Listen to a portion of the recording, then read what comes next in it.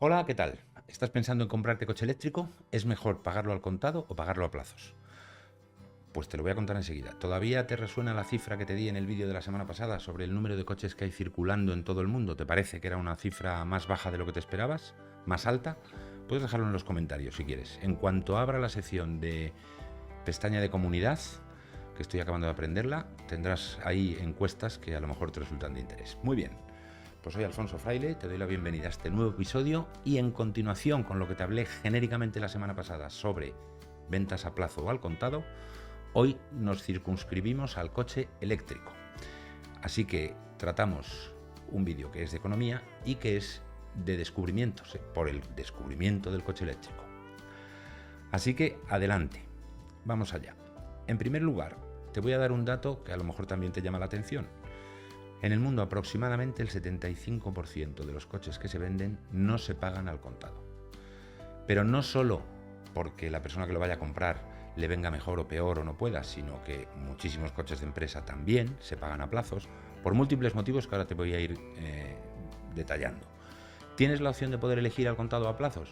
Pues te voy a dar los criterios generales, no una recomendación particular para ti porque la casuística es enorme y no puedo hacer un vídeo recogiendo toda la casuística. Y además porque con el espíritu del canal de Alfonso Fraile vuelvo a insistirte en que te doy la visión de conjunto con los criterios generales para ayudarte en la toma de tu decisión. Si estás pensando en comprarte un coche eléctrico, te voy a dar un primer dato intuitivo de aproximación. Un coche es algo cuyo valor se deprecia con muchísima rapidez. No tenemos todavía un mercado lo suficientemente amplio de coches eléctricos como para poder tener cifras orientativas fiables. Pero lo que sí sabemos es que los coches actuales de motor de combustión, al día siguiente de sacarlo del concesionario, ya vale un 10% menos. Y luego se deprecia casi hasta la mitad en los 5 años siguientes. Te estoy dando promedios muy genéricos, hay muchas casuísticas distintas, pero más o menos quédate con eso.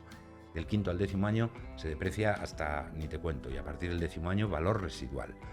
Con los coches eléctricos no sabemos todavía si será así o no, pero sí sabemos también que el valor de un coche eléctrico disminuye con el paso del tiempo de una forma bastante rápida. A diferencia de otros bienes que con el paso del tiempo presumiblemente aumentan de valor, los coches no son así. Básicamente porque al estar en movimiento se desgasta mucho más todo. Bien, pues aunque sea un mercado pequeño, ¿vale? Te voy a dar el primer criterio. Si tienes algo de ahorro o quieres guardar un poco para pagar una parte al contado y la otra a plazos, esa probablemente sea una combinación muy buena para una gran cantidad de casos, ¿vale? Pero el criterio número 1, un activo que se deprecia, como es el valor del coche, ya hace que el pagarlo al contado sea dudoso.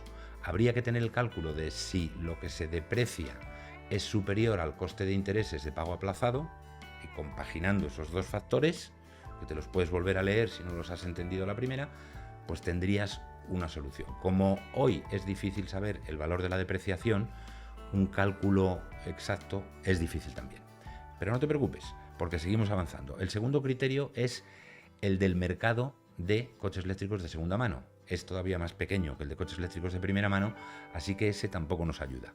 Y entramos en el tercero y en el definitivo. Si vas a acudir a financiación, lo primero que debes hacer es hacerte con varias ofertas diferentes, ¿vale? Y tienes 3 grupos de empresas las que pedir oferta. Primero, la propia empresa automovilística que vende el coche, todas ya tienen su financiera como empresa filial y por lo tanto te harán una oferta de en lo que te sale la financiación, qué tipo de interés te van a aplicar, durante cuántos años, etcétera. Segundo, bancos y entidades bancarias tradicionales que también ofrecen financiación. Y tercero, empresas especializadas en los dos conceptos que te voy a explicar a continuación. Leasing y renting, esas dos cosas. Entonces, vamos a explicar en primer lugar, te voy a explicar en primer lugar la diferencia. El leasing es un contrato prácticamente de alquiler puro, arrendamiento puro, ¿vale? Con una cuota, un número de años y con una obligatoriedad de que el coche pase a ser propiedad de quien te lo ha arrendado durante un tiempo, ¿vale? Es menos flexible, a lo mejor el interés puede ser un poco más bajo, habrá que verlo y pedir ofertas. Si quieres hacer cálculos, por cierto, y tienes más interés, yo lo que te recomiendo es que entres en tu buscador de internet favorito y le pidas calculadoras financieras porque te lo da hecho. Y si le dices que es para la compra de un coche con cuota de leasing o con cuota de renting, te lo va a dar también. O sea, que hay abundante material ahí para que no tenga yo que detenerme en eso. En lo que sí que me voy a detener es en explicarte que los contratos de renting son más flexibles e incluyen muchas modalidades diferentes, ¿vale? Lógicamente cuestan un poco más y tú tienes que decidir sopesando los pros y los contras. ¿Qué te permite un contrato de renting? Pues que por una cuota fija te pueden incluir el mantenimiento del coche, asistencia en carretera por si lo necesitas, te pueden incluir también mantenimiento, ¿vale? Y un importe X de reparaciones mensuales, trimestrales o anuales, ¿vale? O sea que es más completo. Y al finalizar ese periodo pactado con la empresa, existe en cada vez más contratos la opción de que seas tú el propietario y sea la empresa quien te lo vende por un importe pactado y fijado previamente en contrato, o a la inversa, que sea la empresa quien se lo quede y te paga a ti dinero. Lógicamente la empresa querrá su beneficio, por lo tanto, en un caso te van a dar un valor más alto del coche que en otro. Cuando tú lo vas a comprar, normalmente te van a dar un precio más alto que cuando tú lo vas a vender, ¿vale?